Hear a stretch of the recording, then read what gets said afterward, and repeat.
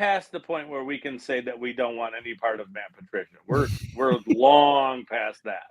Yeah, well, we got 29 parts of Matt Patricia this weekend, and that was not fun. So let's go ahead and get to the games from this past week. Now, Cleve, do you remember all the way back to last Thursday night in the Colts-Broncos game?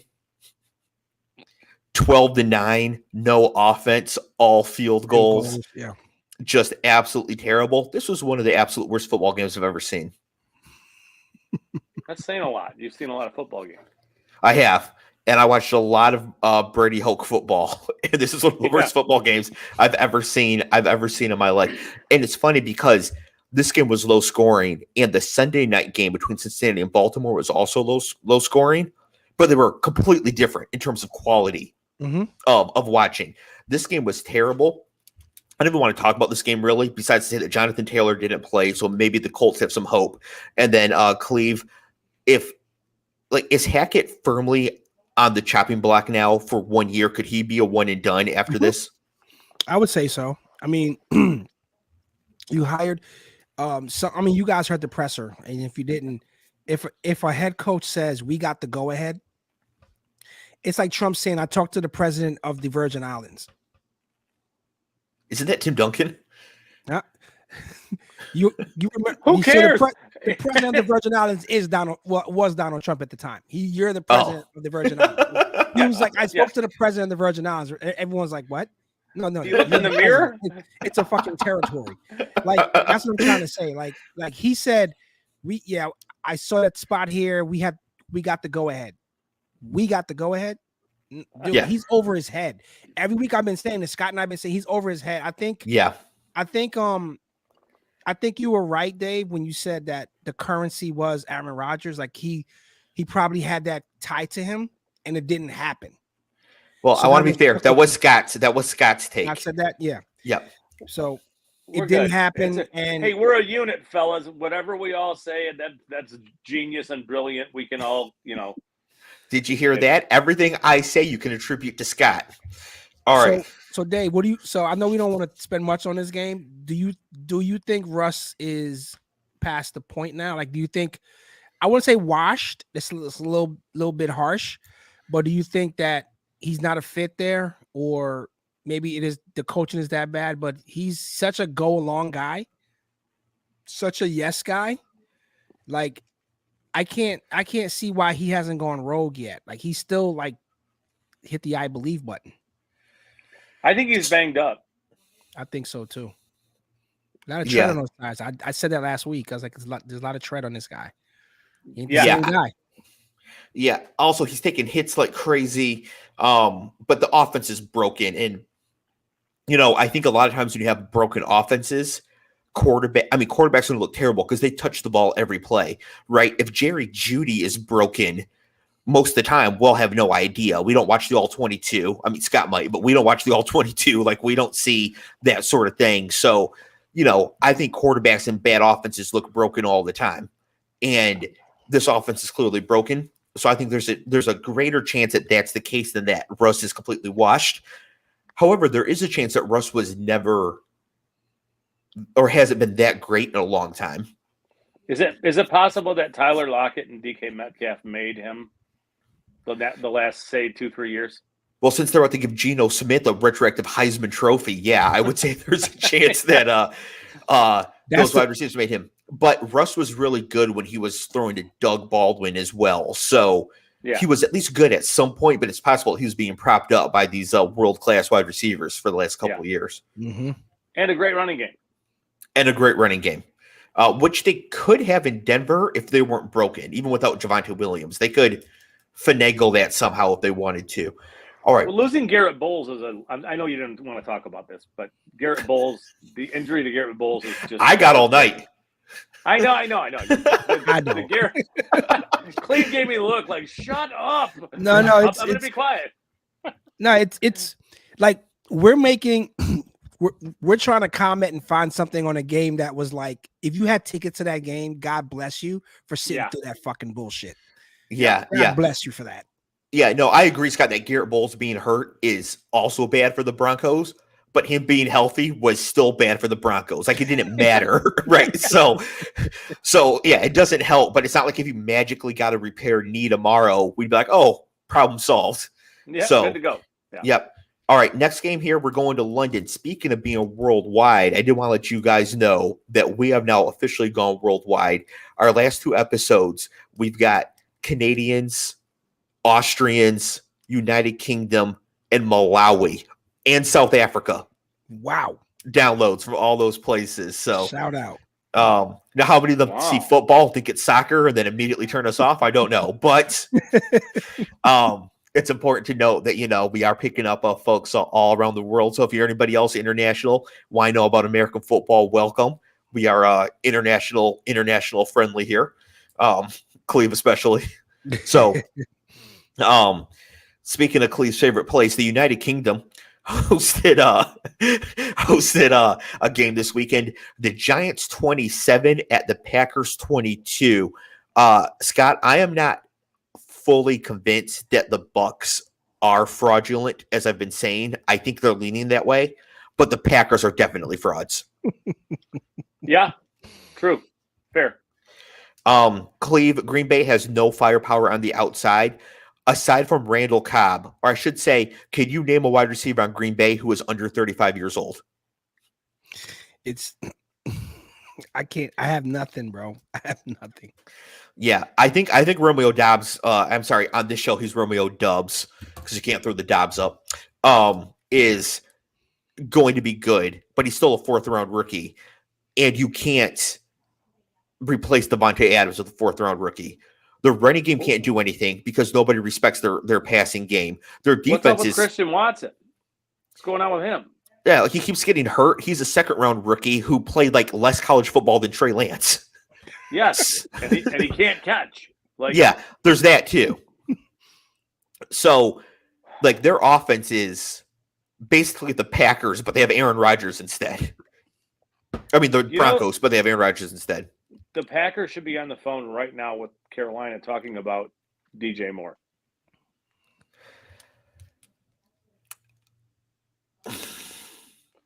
They just paid DJ Moore, so to trade him, the cap it's going to be huge for Carolina, right? They can't trade him yet. What are they getting for him? But they have a whole bunch of dead money. They just re-signed him last offseason. Do they care if they're in kind of burn it down mode? Do you really care? Oh man, I don't know if I think more so you build around. I'd much rather be more think about shipping off McCaffrey, although that's to Green Bay, but something like that. Oh, well, it's going to be both. It's going to be a fire sale for sure. Yeah, you can do both for sure. Just think about that fit though with Rodgers and Moore. Oh yeah. I don't want to think about it. I'm a Lions fan, but yeah. I think it would be fantastic. Cleve, we have a still in the league for you. Mercedes Lewis touchdown. Did he go to UCLA? You're kidding. He's still in the league? Yes, he is. Mercedes Lewis. Holy shit. Is the first ever player drafted in the 1st round to catch a touchdown from Aaron Rodgers. Wow. Ever. That's amazing. Wow. Yeah, that's insane. He has thrown a lot of touchdowns. Not even back into one. Damn. By accident. I'm trying to think, Scott, the year that Mercedes Lewis was drafted, I believe that's the Mario Williams, Reggie Bush, the 05 year, Tom Bahali. Yeah, I think you're right. I think that's the. Yeah. So we're talking like 2 years before Calvin Johnson, Adrian Peterson, and Revis. Damn. And he's a receiver. It's a long time ago. Yeah. Yeah. No. Well, no, he's an offensive tackle that can run a little bit. So every so often he catches a touchdown. It reminds that he's still in the league. Last note on this game, Cleve, the Giants are 4-1. Yeah, I was gonna say we live in a world right now that they're 4-1, and the Packers and the Jets have the same record. Yeah. Yeah, the Giants are 4-1. Scott, would you bet the Giants to make the playoffs right now? No. No. I mean, they are not getting a bunch from like Kayvon Thibodeau, who's, I know he's injured and that kind of stuff, but it's not like he stepped in and is a premier pass rusher. I don't know what you're getting from Evan Neal, but it just seems like I don't know. You tell me who their weapons are on offense. Saquon, And Barkley, and Dan and Barkley and Dan Bella and rookie tight end Dan Bellinger, and that's kind of it. And I'm not a Daniel Jones believer, but I will tell you that Daniel Jones could command a little bit of activity if the Giants wanted to move away from him, because I think he's a little bit a good of backup. It's good. He is. He's a good quarterback. Yeah, and he reminds me a little bit of what Tannehill was coming away from Miami. It's just that Jones is a little more Tannehill on coke and steroids kind of thing. Just a bigger, faster, bigger armed version of that. Can you ever get it dialed in? I don't know. But coke and steroids. We're not talking about the Georgia Senate race. Allegedly. That's the swag bag to give away, right? Yep. And Plan B. All right. Next game here, we've got the Lions 0 at the Patriots 29. Next game, no, I'm kidding. So Cleve, you were trying to give us grief offline about the Lions getting crushed in this game, and I pointed out that like 85% of the handle came in on the Patriots money line in this game. Everybody was on this being a bad spot for the Lions. Everybody was on the Patriots winning this game. Scott, that does not excuse 29-0, does it, against Bailey Zappi? No, but I mean, so I do a preview of somewhere else, and it was like midstream of talking about what was going to happen in this game, potentially on defense. I had the epiphany of Bailey Zappi is going to light them up, isn't he? And I verbalized it like, I can feel it. It's happening. Bailey Zappi is going to have a really good game because the Lions are not equipped to stop him. And then injuries and injury after another injury in that secondary. That was a weird game. It seemed like that's the first game I can remember with the Lions and Dan Campbell where I felt like some of these guys don't look like they want to be on the field for him today. First time. And I could be completely off my rocker on that one. It just didn't have the same sort of tone as the other games did. And were they 0 for 6 on fourth downs? Trying? I don't know. I watched Red Zone, so I never saw them. I think they were 0 for 6 going for it on fourth down. That's not true. I did see them on Red Zone when Jared Goff fumbled and it was a scoop and score for the Patriots. The Lions offense did pop up then. Yeah, what are we doing? And this was a little bit of what Goff looks like when he's rattled. Now, a little bit of context and history is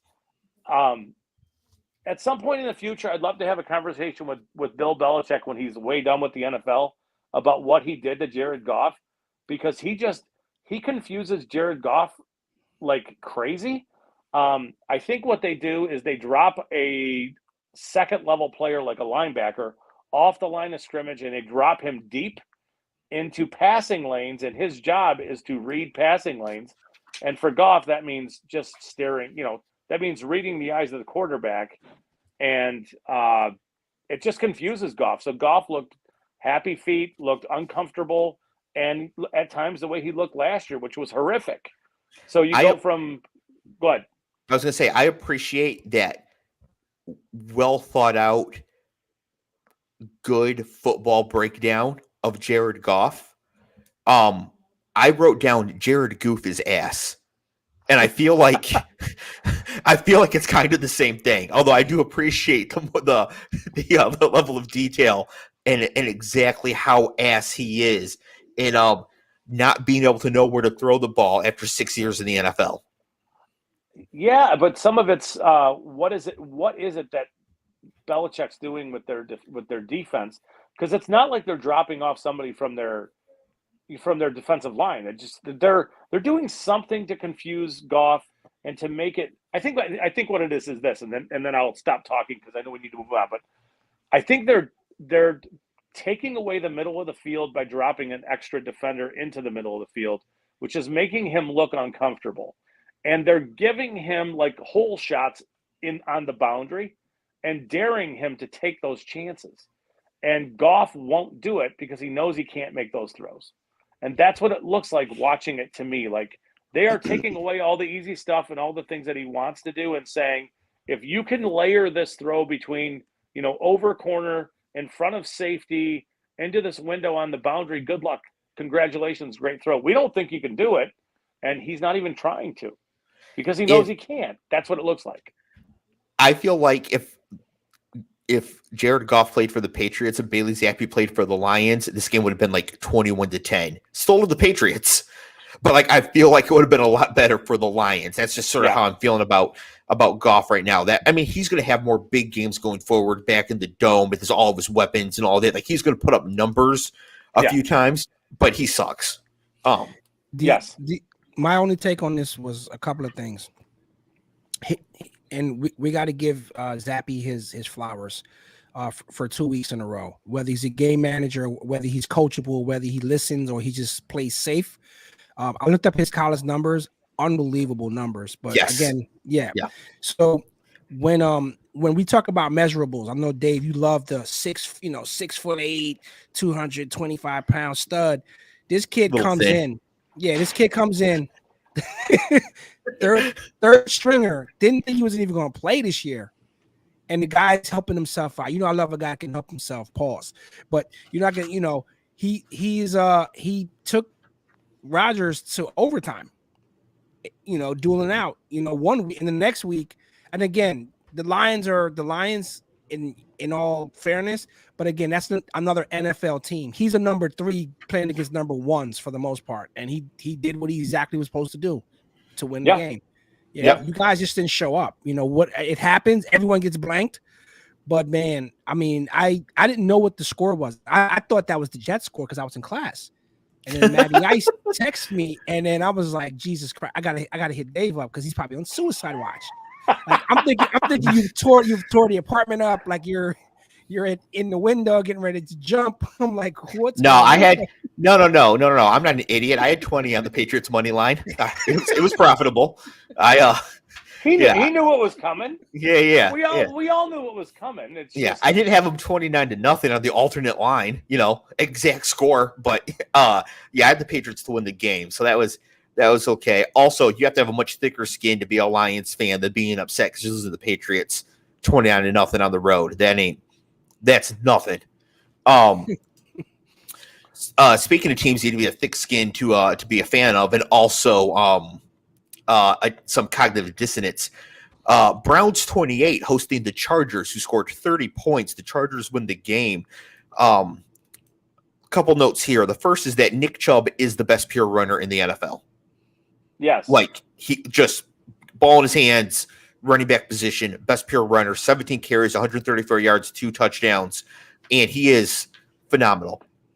The second thing, Clev, and for anybody else out there who wants to play like best ball and stuff next year, Austin Eckler had a home run, 75-yard touchdown in this game, broke through up the middle, sprint to the end zone, got run down by 3 different Cleveland defensive backs. And like when he was at the 35-yard line, there was nobody else in the frame. And then 3 different defensive backs ran him down. I am not drafting Austin Eckler at what his cost is going to be next year because of that. It started. That's it. Like it's easy to see with Zeke, and Eckler is still very good, but he's going to be too expensive next year given that 3 different dudes running him down, right? Yeah. So I noticed that in this game. Khalid, what'd you notice about this game? Nothing at the end stick out. No game theory decisions. The Chargers should have beat the shit out of them. This game was so close, 30-28. We got a chat question here from Paul. He says, "Who's the last NFL back who was clearly a better runner than Nick Chubb?" Barry. Runner than Chubb. Prime Derrick Henry, but it's close. I don't know if he was a better runner than I don't Chubb. either. I think he's just bigger and more violent the way he ran. Yeah, he doesn't have the same vision, though. He doesn't have the same vision. Chubb's contact balance is like off the charts good. He's so hard to tackle. He's both quick and fast. He's big. Ben's out here suggesting fullbacks in Jerome Bettis. What, Mike Allstott was busy? Yeah. Tom Rathman didn't want any of that? Oh, I got There's it. been Moose a lot Johnston. of good runners. Who? Moose Johnston. Oh, That's her name of fullbacks. The old Dallas dude? Is that who that was? It is. Yeah. I don't know. Didn't he have an awful January 6th take too? Maybe I'm making that up. Allegedly. Oh no. I thought he did. Yeah. Maybe. Yeah, or is it a rally? So who knows? Whatever. Allegedly. No. I mean, for Chubb right now, he's the best pure runner in the NFL. Yes. Period. Yes. Dalvin Cook is really good, but he's a clear second place to me. It's just a pure runner. Yeah, I mean, and his thing is, I'm gonna read and go. I'm gonna find myself in the wrong hole multiple times in this game, and that's gonna hurt us. But in the one or two times that I do that, where the defense doesn't expect me to be there, I'm taking it for a long run kind of thing. Yep. I do not think he has great vision. I do. So I think he's just a little bit more wanting to play outside the structure of the way plays are blocked for him.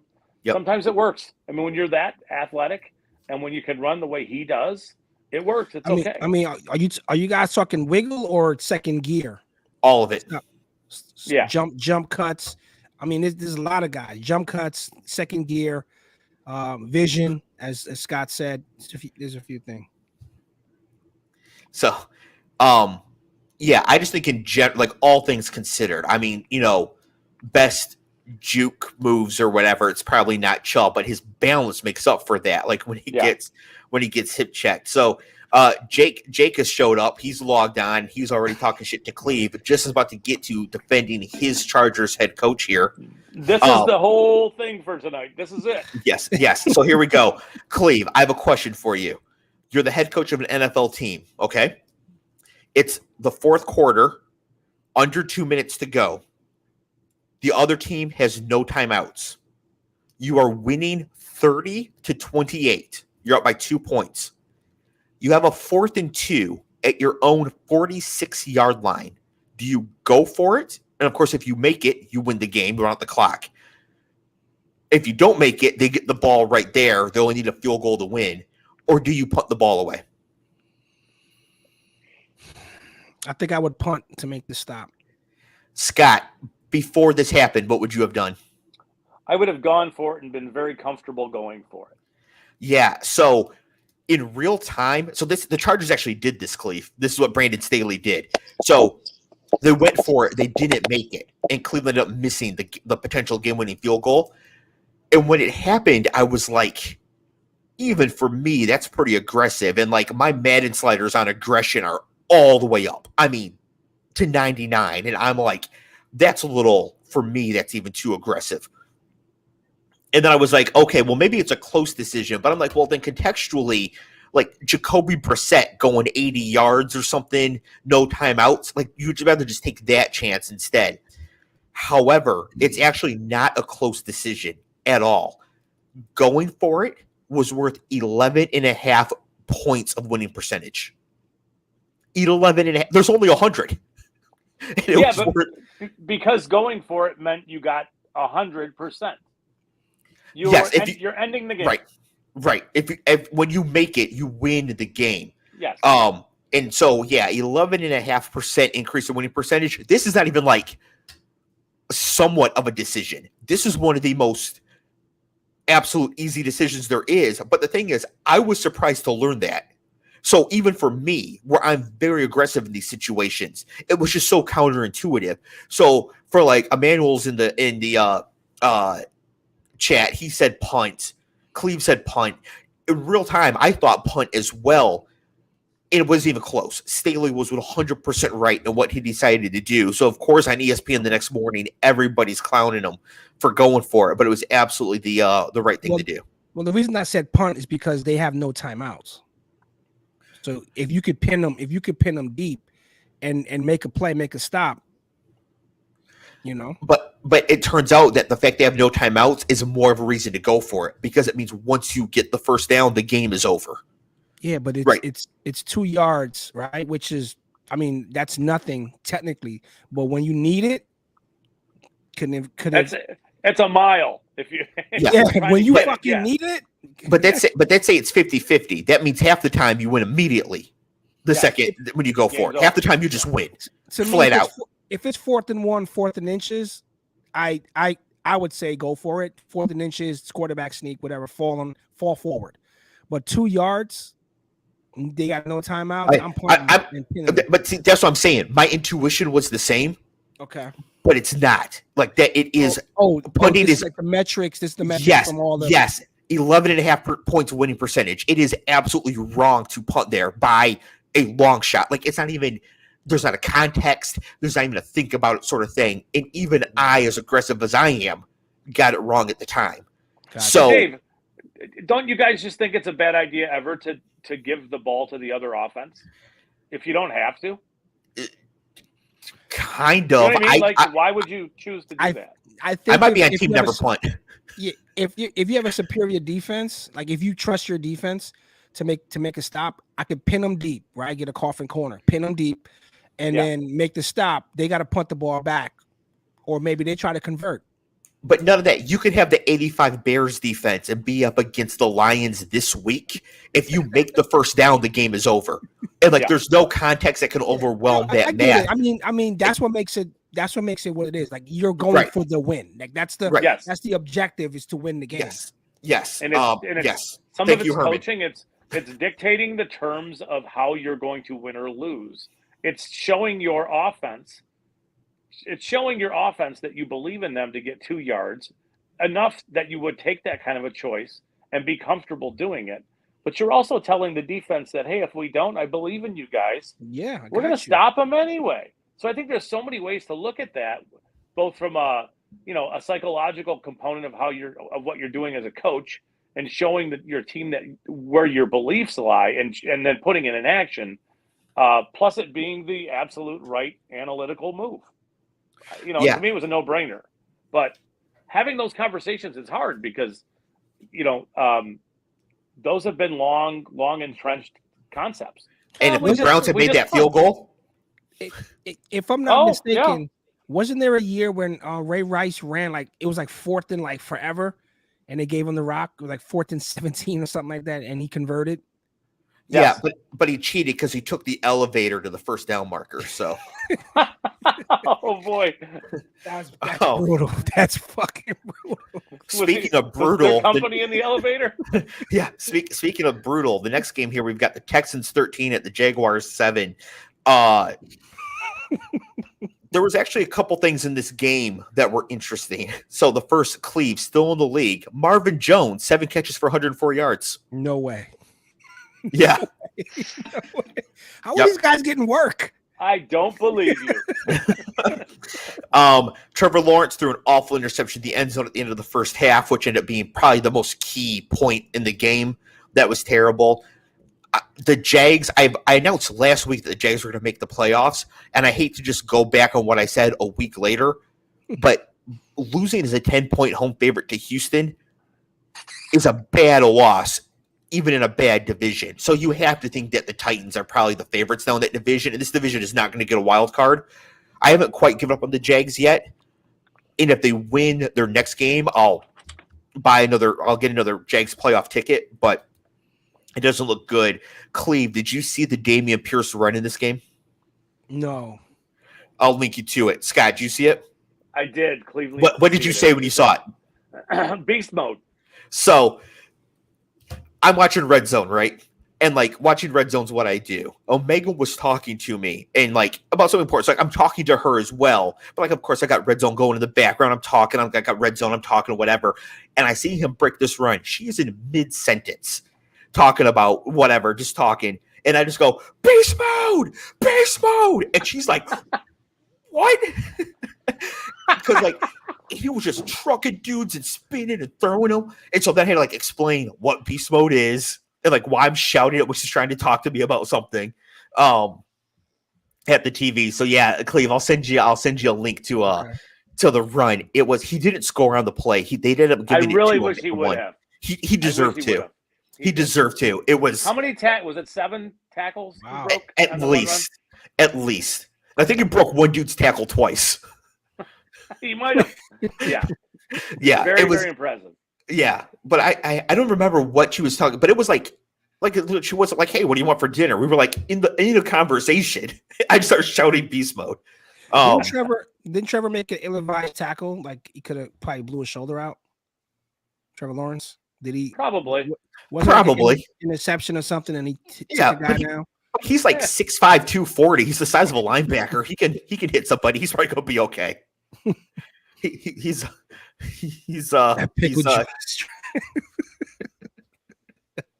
yeah. Anyways, I like how former Florida head coach Dan Mullen refused to give the ball to Kadarius Toney and Damian Pierce. And now he's in the studio on ESPN, and these dudes are off in the NFL. Like, man, give your best players the ball. But it's funny, Dan Mullen would give the ball to Kyle Pitts, and now Arthur Smith won't. But we'll get there. So yeah, Jags blew it. Texans got to win. Whatever, who cares? But beast mode. Next game, Falcons 15 at the Bucks 21. The worst roughing the passer penalty until the Monday night game, which was actually worse. But this was egregious. I mean, it's the currency, bro. It's the 7 chips, man. It's the Jordan rules. It's like no, because this isn't for Jordan rules or seven championships. This is because of Tua. In the hit he took where he got spun and thrown down. Grady Jarrett spun Brady and threw him down, but it was his natural motion making a sack. It wasn't rough. He didn't land on him. He literally just tackled him to the ground. And then after the game, Jerome Boger, the ref, never good, we know the ref's name, Jerome Boger said, what I saw is that the quarterback was in the pocket and the guy tackled him, and so I threw the flag. End quote. Whatever, I'm paraphrasing, but it was a bad quote. So, Clev, should roughing the passer be a penalty that can be reviewed and challenged? No. I agree. I grew up like you guys. I grew up on the 80s football, late 70s, 80s football. And a lot of those hits, man, landing on a guy. Yeah. It was a bang bang play. It was up. I mean, your physics, we can't change the laws of physics. Like you're hitting someone. He didn't intentionally hurl himself to land on him. He swung him around. One person's going to be on top, one person's going to be on bottom. They're tumbling down to the ground. Like that was a bullshit call. And I think it's because it was Tom Brady. And again, You're right. It was Tua because Tua was on Good Morning America, not on the show, but they were talking on Good Morning America at one point, how this looked. So yeah, there's probably like a meeting with the refs at some point. All the refs like, hey, listen, if you see something close to something like this, call it. But then it's going to decide a game at some point. But I don't think in the purity of football, I don't think it should be something that now we have to go to the go to the booth or whatever. I'm like, all right, we're gonna spend 3 minutes on this to find out. That. I mean, is this a catch football move? No football move. Is this running through a receiver like the Saints game a couple years ago? Is that egregious enough to be a PI or whatever? So yeah, I think it's football, and we take our chances with it because there's no play that's going to ever be the same. Scott. Yes. I have the question for you about the Atlanta Falcons because you have to spend your time looking at shitty football teams. So maybe you have some insight here about what they're doing. Kyle Pitts does not play this game. He misses through injury. Drake London runs a route on 60% of Mariota's pass attempts. Why is that not 100%? Why are you having any pass plays without Drake London on the field when you're the Atlanta Falcons? I have no idea what they're doing. I mean, we have to.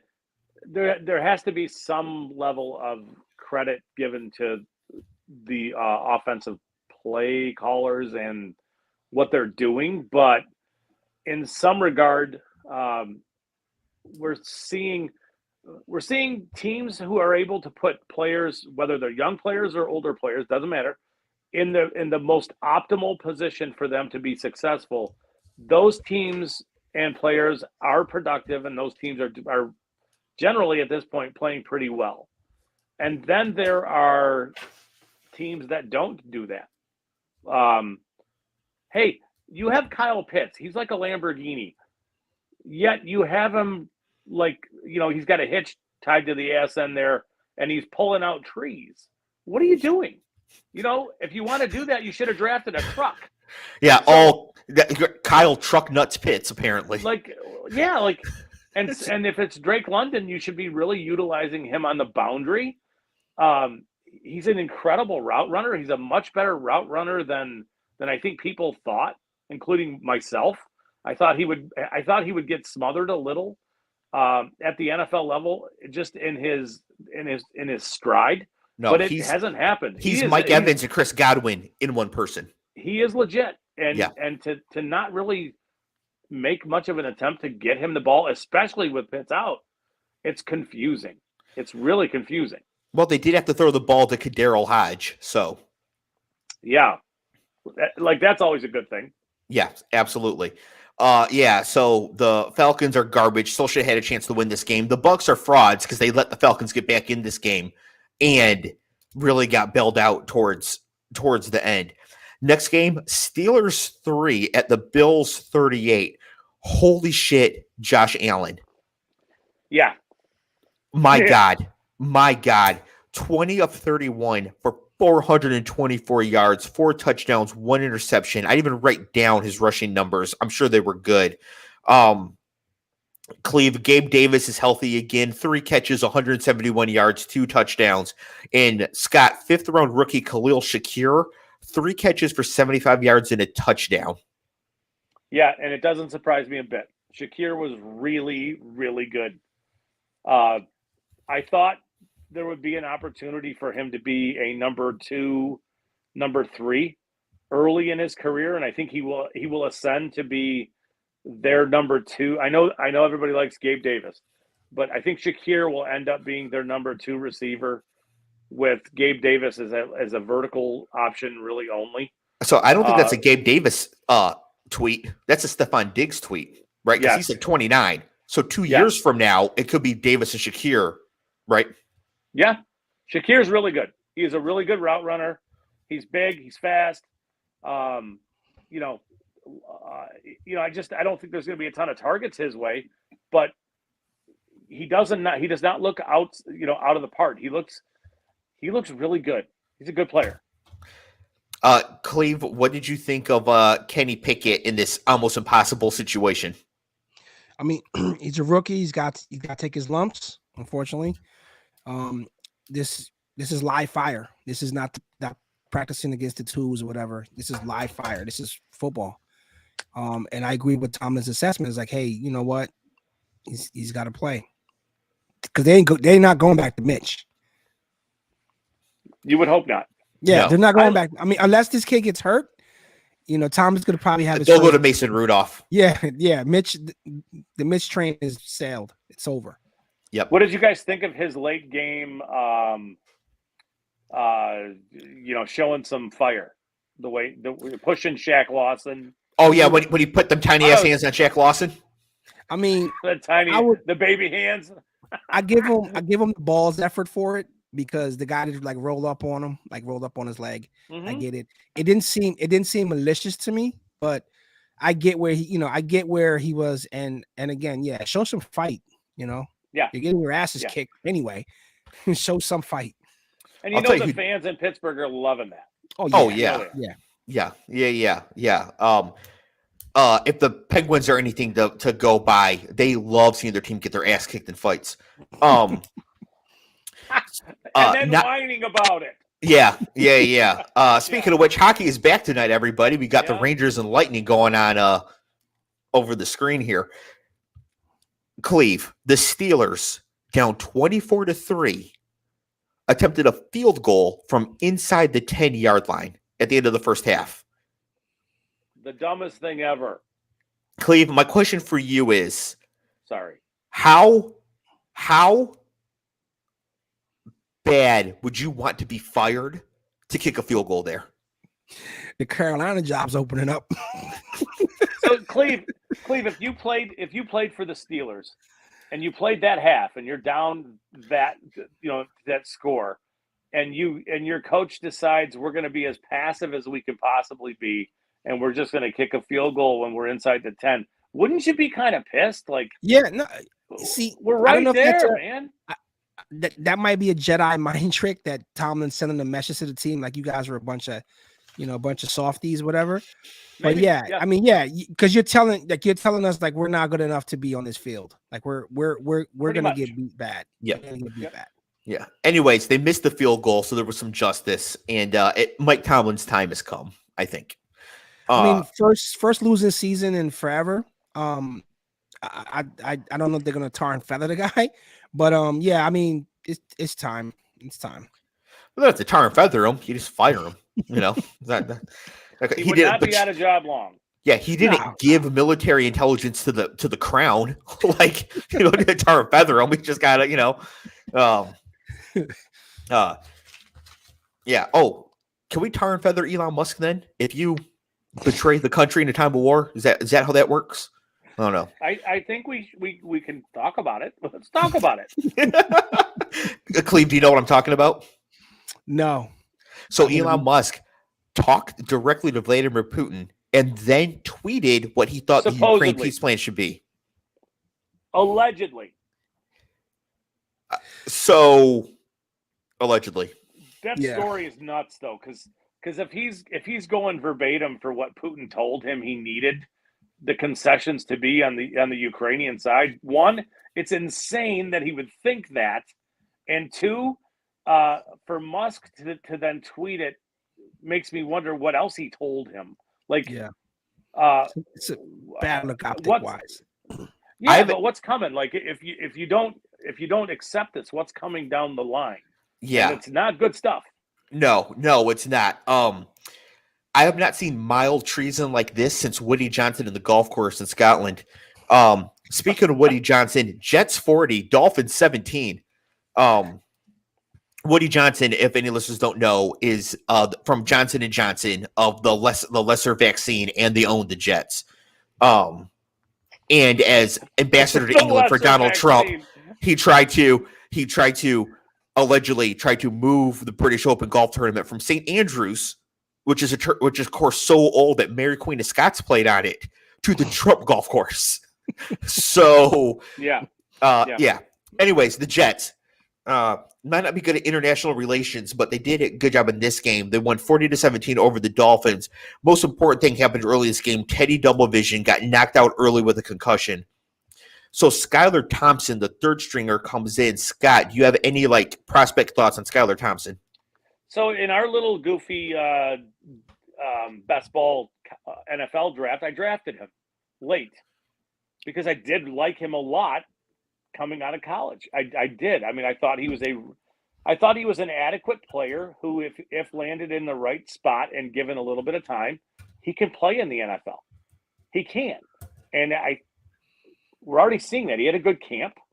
I'm not saying he's going to supplant Teddy Bridgewater at all, but he is a more than adequate quarterback.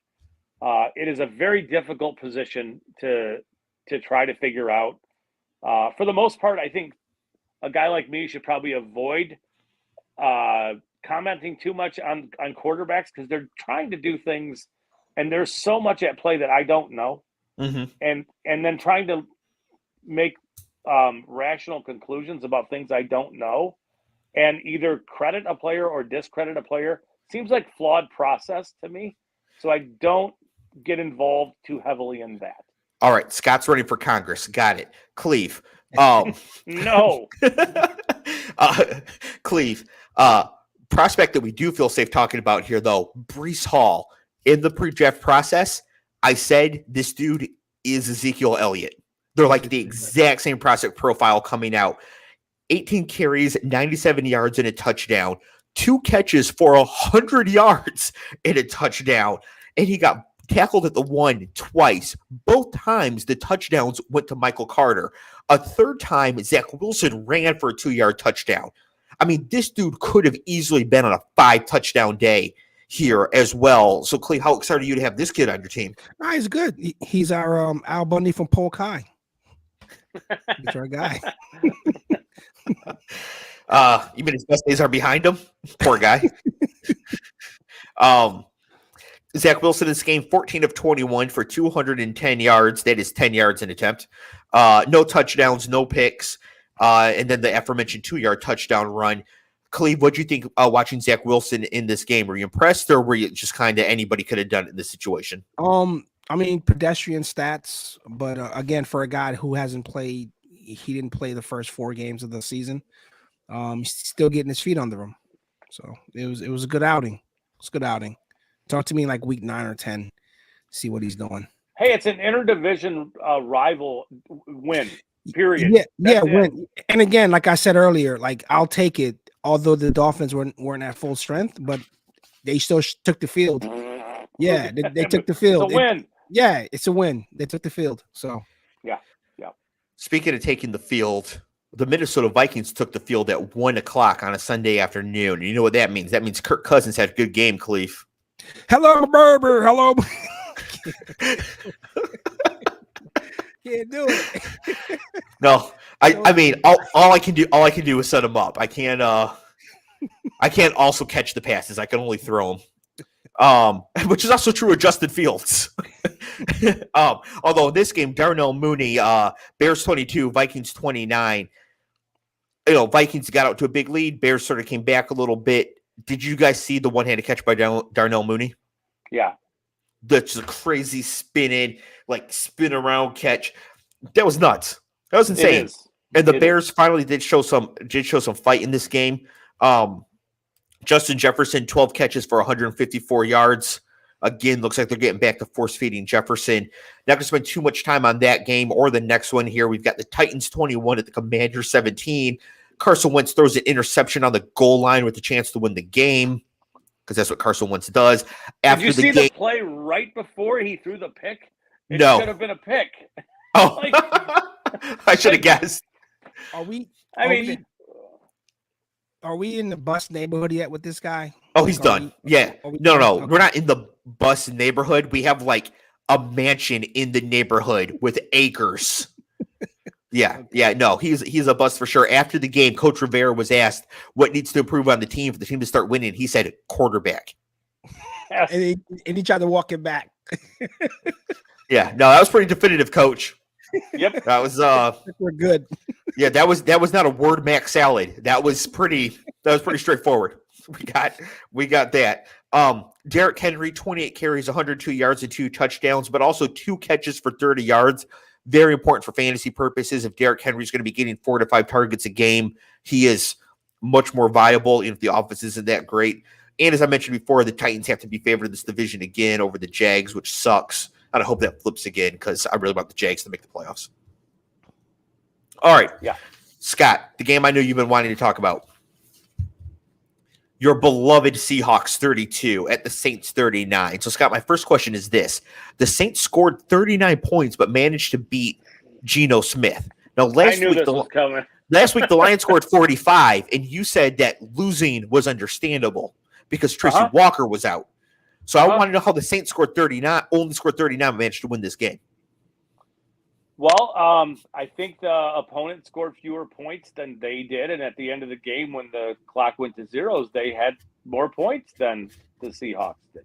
Well, you try to play good, you go out there, play good, you try to do the best you can to play good. I think you play pretty good out there. You know what about it? I don't know. I was surprised that the Saints put up as many points as they did, because I thought it would be Andy Dalton problems, but they kind of took the ball away from him. Like, hey, we're in important parts of the field. We're in the red zone. You're off the field, buddy. I would say they took the ball away from Andy Dalton. Cleve, do you know Taysom Hill's stat line in this game? No, it's probably ridiculous, because all the highlights I saw, he was running wild. 1 pass, 1 completion, 22 yards, and a touchdown. 9 carries for 112 yards and 3 touchdowns. And he recovered a fumble on special teams. He had a day. Down Yeah. So that's pretty fantastic. Ben, if you're still listening, prepare to get excited. Rashad Penny broke his leg. That's not what to be excited about. That sucks for him. I feel really bad. Broke his fibula, out for the season again. That's awful. But it is Ken Walker the third time. and he ripped out that very nice 69-yard touchdown in this game. And you saw that explosion, right? Like you didn't see from Eckler. There nobody was catching him. No. And he very quickly he becomes very important to that offense and very fantasy relevant immediately. But that offense is going nowhere. It just isn't. That is a really good offense. And it's not something I saw coming at all. Well, no, I predicted they'd have the first overall pick, so I didn't see it coming either. I'm with you, Dave. I thought this would be Pete Carroll's last year, and they would be picking in the top 5. I didn't think Geno Smith was going to do this at all. So whatever it's worth, he's playing. He's playing. Geno Smith is playing great football. He really is. God. Yep, 16 to 25, 268 yards, 3 touchdowns for Geno, and he is firmly in the MVP conversation right now. Now he's not going to be anywhere near it at the end, but through 5 weeks, he is in the conversation. I mean, he can't touch Josh Allen right now, but he's in and around there, which for him is amazing. Is he a top 5 quarterback in the NFL right now through 5 weeks? Statistically, yes. And he threw some dimes in this game too. I mean, he dropped in some rainbow shots to Tyler Lockett in this game. He really is playing really, really well right now. Lockett 5 catches for 104 yards and 2 touchdowns. Metcalf 5 for 88 and 1. So both wide receivers who fell in drafts in the offseason because people were like, there's not going to be any volume. This team isn't going to score. So like Metcalf and Lockett have crazy advance rates in best ball right now because they were so valuable because they're so talented and you could get them super late. And nobody's taking DJ Moore over DK Metcalf. Couldn't have been me. Cleve, the Seahawks, we're going to talk about the Rams struggling. We're going to talk about the Cardinals struggling. And we already know about Jimmy G. Can the Seahawks actually win this division, Cleve? I mean, if Geno's playing like that, I don't see why not. The shoe's going to drop. The shoe's going to drop, but he's having himself a go. Like he's playing for his spot next year. Yep. Speaking of the 49ers and Jimmy G, 49ers 37, Panthers 15. 49ers are the 49ers. They're literally the same thing every single game. But the thing news out of this is that Matt Rhule is fired. He is the first coach to be fired. We thought this might be the case. Cleve, are you shocked at all? Nope. I thought it was going to be someone else, but I think you and Scott had smart money on Rhule being the first guy to get it. Yeah, I got him at 8-1 in the offseason. So and I'm always it is occupational hazard. I mean, this is the job that you chose. I just know that when these guys get canned, it's not just them, it's all the families that are attached to all the assistant coaches and all those guys that gotta, that pretty much get outed too. Yeah. Is it Steve Wilkes, the old Cardinals coach, stepping up? Yep. And they owe him like north of like $40 million, right? Yeah, they have to pay him $40 million. Jesus, that's how bad that was that you're willing to part with that money to say you can't be in this building. I think he's getting like an $840,000 check every month for the next 4 years. God, that's good work if you could get it. That's good work if you could get it. That's pretty good work. Yeah. That's a good way to look at it. Whew. Don is done with the Lions, by the way. Coach Kneecaps, I want him gone by Thanksgiving. Boy, it really rolled over quickly on him, didn't it? Yeah. Because 3 weeks ago, he was the guy. Yeah, I do not want to see Coach Kneecaps fired this year. I will give him until Thanksgiving 2023.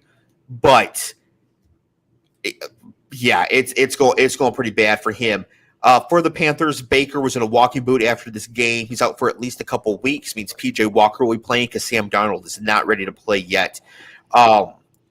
And really, that's it. I mean, I don't think any of these changes really help CMC that much statistically. I don't think it helps DJ Moore all that much statistically. Maybe they do trade them. Scott earlier in the show mentioned DJ Moore to Green Bay would be a great fit. What about CMC to Buffalo? There's rumblings of that. Yeah, fire sale. I don't know how that really helps Buffalo, to be honest with you. Oh, yeah, it does. Because he becomes the slot receiver, too. Yes. So he takes over a lot of the Crowder, McKenzie, Shakir, as well as the running back. You can put him on the field with Singletary as well. Christian McCaffrey helps anybody. Yeah. That's a good point. I didn't. Yeah, he becomes Devin Singletary and Cole Beasley all rolled together, but he is Christian McCaffrey. Yeah. Yeah, he'd help anybody. He's pretty talented. He'd help anybody. Yes, I know. It's just with Buffalo, it's just going to be, how do we limit? Because it feels like it's Kansas City and Buffalo kind of at the end in the AFC, and how do you limit Kansas City from scoring? And one of the ways you can do it is holding onto the ball on offense as long as you can. Yep. Sucking the air out of the ball and just refusing to give them possessions. But McCaffrey's not helping you do that. If anything, he's a pace player where you need to keep him rolling. But except I completely disagree with you. I think you beat Kansas City by scoring more points than them. And the reason most teams can't beat Kansas City is because they can't do that. And Buffalo is one of the few that can. Yes. Buffalo could be like, Mahomes can get 49, we'll get 52.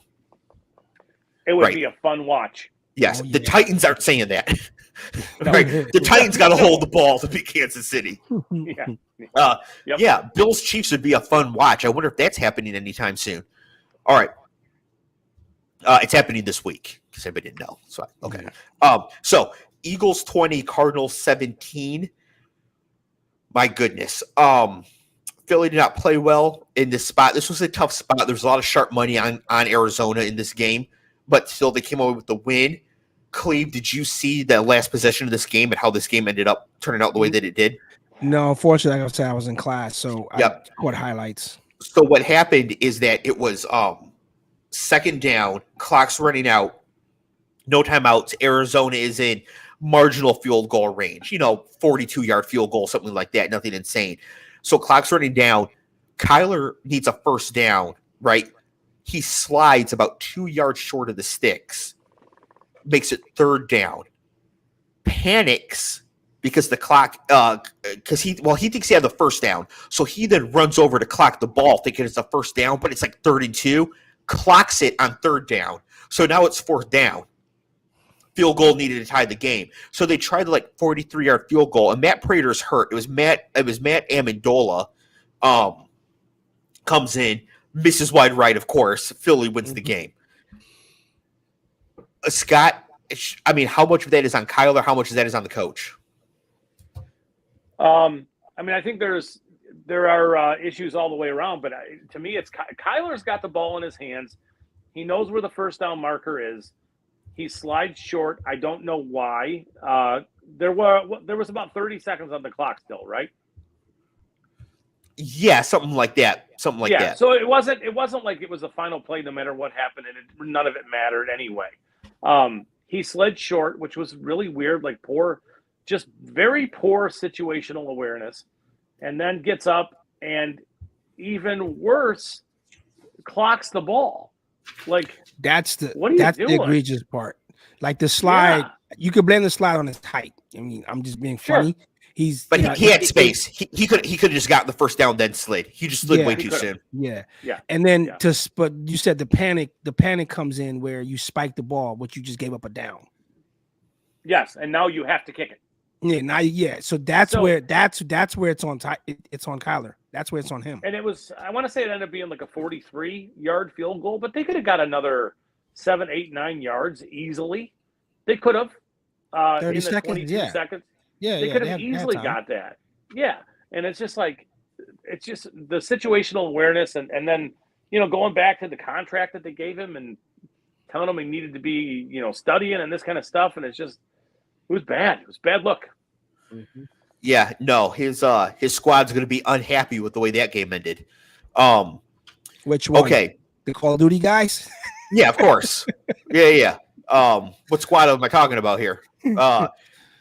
Philly is now 5-0. Cleve, have you bet Philly to go to the Super Bowl yet? Nope. Dude, if they go, I'm gonna hang myself on this show live. Don't do that. Listen, it's good for ratings. No, I'm kidding. Don't do that. It's good for ratings. Nice. Speaking of good for ratings, if you're watching us live right now, thank you. We appreciate everybody who watches. If you could do me a favor, click the like button on YouTube. It really, really does make a big difference. And my comment. reading about their algorithm and whatnot. Likes on videos does helps push it, all that. So if you're watching right now, please like the video. Appreciate that. Something that is not to like: Cowboys 22, Rams 10. The Rams offense is completely broken. Just absolutely broken. So I mean, like, I'm sorry to get back to my notes here. The OL can't pass block. Stafford is grimacing after every hit. He's guaranteed to miss time coming up, which means John Watford will be getting starts, right? Allen Robinson is running in quicksand. And honestly, if Cam Akers were still playing with the torn Achilles, would we notice any difference in efficiency? No. I mean, everything about this team on offense is terrible except Cooper Kupp. Like, and then when Watford comes in, Kupp is probably going to fall off a cliff too. So the Rams. It's good if the Lions fans need to be understanding that this is not bad. I mean, right now. I think they have the 13th pick. Yeah. Okay. Cool. Yeah. No, we'd love for it to fall off for the Rams. Just completely crater. Get into that top 7. That'd be wonderful. The other side of this little Clev, we've got the Cowboys, championship level defense. Dak probably coming back next week. But the Cowboys are 4-1. Should they stick with Cooper Rush, or does Dak need to come back? I think they should stick with the hot hand. You know me, like Dak's missed significant time, and this offense is yelling around. Cooper. They're winning. They're winning. They've bought in. If Dak can buy himself another 2 weeks or so, maybe that. But again, if he comes back too soon, he can't get a good spiral on that ball. They're going to be calling for his head. When is Dallas's bye? Well, they play the Eagles this week. Then they play the Lions the week after that. So that's kind of a bye. But I think their actual bye's a little bit later. That's the game you can come back in and hone your chops, right? No, you come back this week if he's able. Got the Eagles Sunday night. Yeah, I mean, but that's for the butts in the seats. Like you're showing up against a pretty good defense, and you haven't played football in 5 weeks.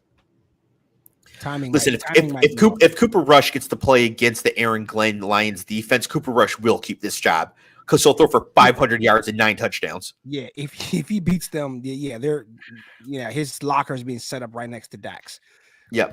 No, I think that Dak needs to come back for sure. But I think that the Cowboys really should extend Cooper Rush and make him like their backup for sure. Like 7 years, I don't know, $3 million a year or something like that. Stand here, hold a clipboard. If we need you, we got you, sort of thing. Like just lock him up, keep him there. Fans love him. Just keep him there, ready to go.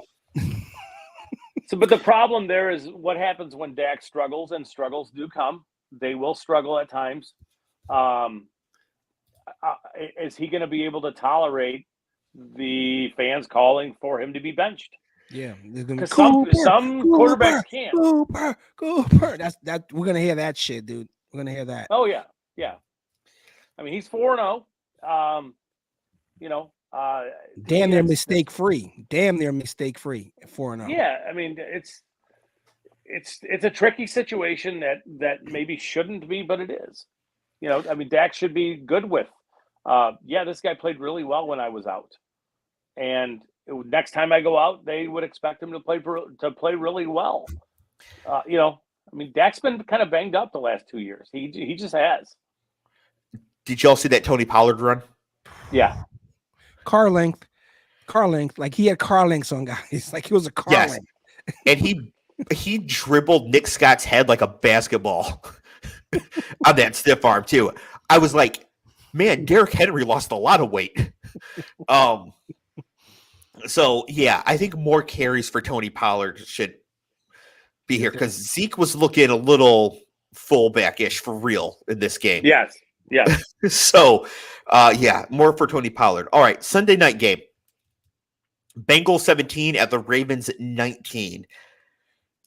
Another game theory situation here. So last week, the Ravens and the Bills were tied. John Harbaugh chose not to take the points and go for the touchdown at like 4th and goal from the 3-yard line at the end of the game. This week, with about 7 minutes left in the fourth, he decided to kick a short field goal to make the game 16-10, right? Without 7 minutes to go. So Chris Collinsworth, who I think is on the side of making good analytical decisions, but not on the side of clear, concise communication, kept saying things like now the fans will yell at him for making the opposite decision in the same situation if it doesn't work out. And this is the point I want to make. It's not the same situation. It's not the same situation. There's 7 minutes to go. He can anticipate getting the ball back. So getting up 16-10 means if the Bills score a touchdown, you can still win with a field goal. Or whoever the Bengals. When they were playing the Bills, once the ball went back to Josh Allen, that was going to be it. So he wanted the touchdown. So when Josh Allen got the ball, if they scored, they could go to overtime. This was not the same situation. So I do not understand. E is a big Ravens fan here. And Tucker we trust. Man, no kidding there. This is not the same situation at all. And I'm sick of mostly boomers on television trying to talk through these decisions and getting it completely wrong. He was right that they should have kicked the field goal there.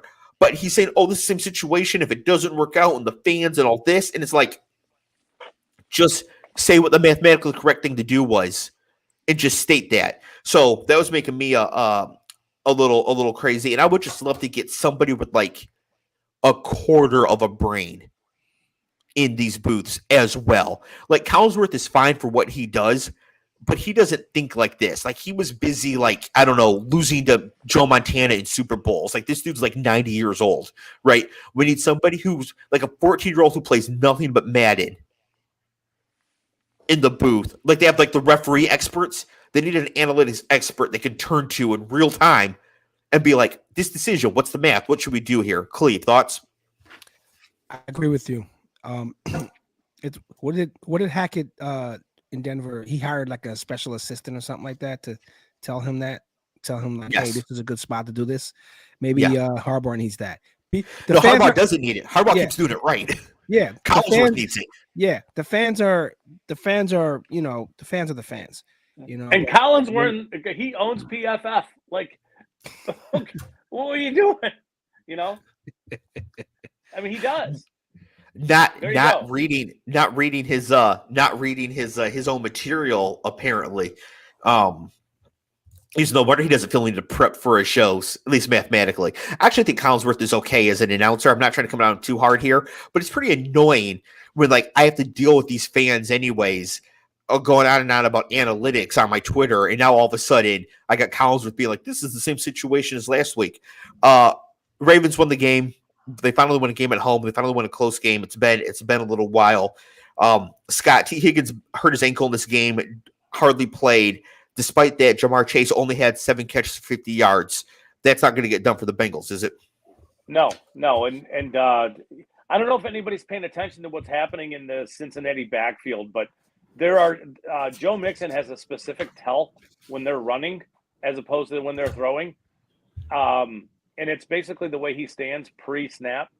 And if he stands and he's bent over, it's a pass. And if he's in his stance and he stands straight up, it's a run. And it's there you go. People are going to be talking about this if they're not already talking about it, but he's giving it away. And it makes me wonder, what's happening with the coaching, because that's something that's easy to spot. Well, what's funny about that is I have a note here about the Bengals coaching. Quote, I'm quoting myself. Bengals should also fire their coach, but he has Super Bowl currency, so they are stuck with him for a while. Mm-hmm. He is not good. No. He's not good, but he's got clean Super Bowl currency. So, and they wasted money on the offensive line. They wasted that money.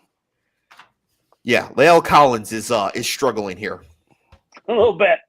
Little bit. Last game here. We've got the Raiders 29 at the Chiefs 30. The Raiders were up 17-0 in the second quarter, lost the game. Cleve, Travis Kelce, 7 catches for 25 yards and 4 touchdowns. Go Polk High. So, quick story. I was 2 fantasy games were happening in our house last night. My youngest was in a league where he was up like 33 points, and he had Clyde Edwards-Helaire going against Kelsey, right? And he had already talked about it's going to be tough for him to come back, but whatever. So the game kicks off, and I'm in another league myself where I need 20 yards from Darren Waller for a win. So Darren Waller 5 snaps, and Joey is just busting my balls on the couch. Oh, you know who that pass was to, Dad? Not Darren Waller. Well, guess what ended up happening, Joey? Joey lost by a point. Wow. Yeah. Yep. Oh, man. It's real. It's a real thing, man. Yeah. Wow. I like how Scott's being nice and not mentioning that he and I played each other in our league this week, and he beat me by 100 points. Damn. Yeah, but I don't know that it's a weird league. But yeah, I beat Dave by 100 points. Pretty cool. just take the W when you can get it there, Scott. Taking the W. Yeah. You also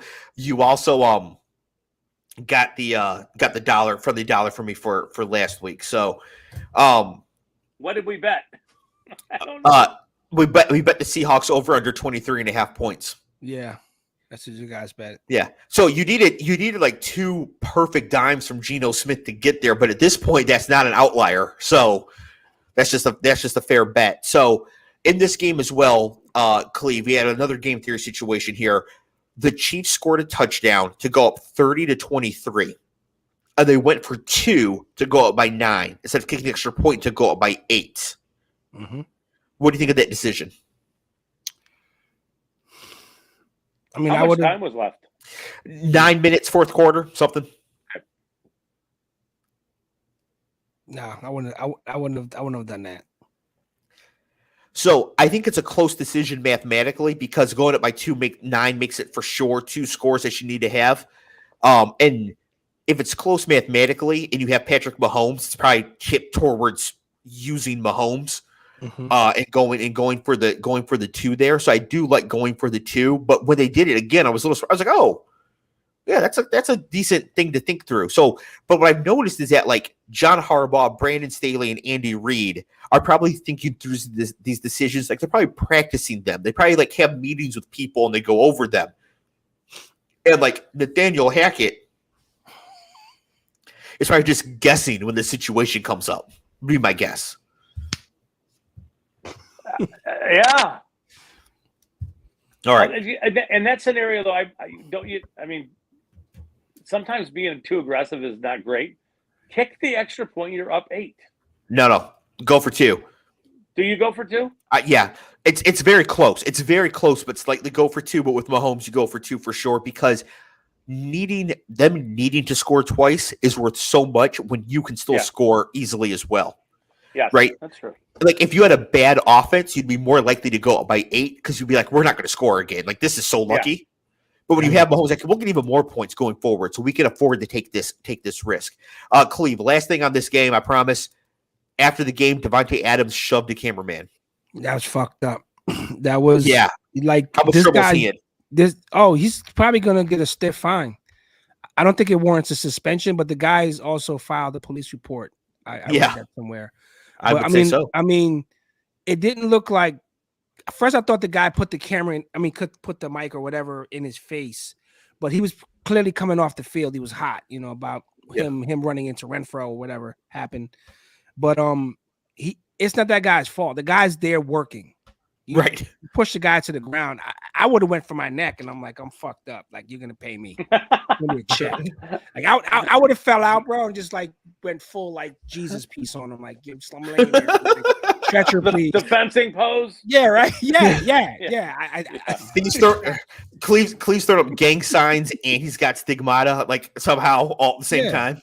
Nah, in all seriousness, there's a seriousness, couple of angles of that, and it's like depending on what angle you look at, it looks very different. The one that's really up close, where it's like you're walking next to Devontae Adams. It looks like this dude just appears out of nowhere and almost surprises him. Like he's not there. We're walking, and then next thing you know, he's right there. But then there's the big overhead view where you see it and you think that looks bad. He made eye contact with the guy, and whatever the guy he thought might have said or what he wasn't there to talk. He was like, get out of my way. He's like, get out of my way. And like I said, I don't think that's cool at all. But again, when you're coming off the field and you're hot, I mean, I think he tossed his helmet or threw his helmet down, slammed his helmet. He was pissed off. He was pissed off. And I get it, but he's gonna get a stiff fine. I'm probably thinking like 25 G's, maybe even 50. Well, whatever. What's the highest fine that the NFL can give him? Because that's what's coming. Well, reason you're right, Scott, is because it's also a primetime game. If this was like in the Sunday night, I mean, in the cavalcade of games on Red Zone, whatever. Yeah. This is a featured game, and that's the last thing you see coming off the field is that. Yeah, it's ugly. It is for sure. Yeah, no, and I'm glad the guy filed a police report too. But just some coins. Yeah, like he should leverage this for that. No, what's funny is, so I work at hotels. I was talking to somebody at security for the hotel, and I was like, he's a young kid too, 21, something like that. So I'm talking to him, and I was like, Devontae Adams can't. Like, that dude's working. Like, Devontae Adams can't come in here and push me. Yeah. And my boy was like, man, I'd have to fight Devontae Adams. I don't want to fight Devontae Adams. I would have laid out, bro. I would have laid there motionless. So I could do. All right. So we're about my neck. Exactly. So we're about to get out of here. Just want to touch on a couple games for next week. Clev, the Thursday night game, Commanders at Bears. I won't be watching that. I'll be rearranging my sock drawer, bro, in alphabetical order. Just quickly scanning through here. Nothing too great. Bengals at Saints could be interesting. Your Jets are at the Packers. Could finally put the nail in the coffin of the Packers. But the big one, actually, I'm going to skip ahead. Sunday night, Cowboys, Eagles is Dak back. We touched on that a little bit. Monday night, Cleve, Chargers host the Broncos. We get Nathaniel Hackett of Russ, prime time once again. But the big time, the big time game, 4:25 p.m. Bills at Chiefs, rematch of that crazy divisional game last year. I'll still have Red Zone on because I figure Red Zone will feature this one. But if one game could get me to turn off Red Zone and just watch it, it would be this one. So Yep. Scott, anything before we get out of here? No, good to go. Cleve. Nah, man, I'm good. It was a shit week, but we got some good headlines out of it. Absolutely. All right. So once again, if you're listening on the audio podcast, thank you. Hello. We are also a YouTube live stream. There's a link in the show notes. Subscribe to the page, get notifications to go live. Everybody watching live, we really appreciate it. The show is a lot more fun when we can interact with the chat, see all you guys out there. So happy for that. For all international listeners, now that we're 3 Mr. Worldwides over here, we're glad to have you. Feel free to get us on Twitter. There's a link to the Twitter as well in the show notes. We should travel. We should travel and do a show in each of these places. In each of these places, when I do a live show from Malawi, we can do that. Yes, I do. That would actually be kind of fun. Hey, Matty Ice. Yeah, right. Bill coming. It's the bill coming. Check, please. Good luck. Oh man. Okay. Last thing for me. Thought. Yeah. No, I think it's a great idea. Last thing for me. Tennessee is going to beat Alabama this weekend. All right, everybody. Ooh. Yeah, we will see you guys next week. Peace.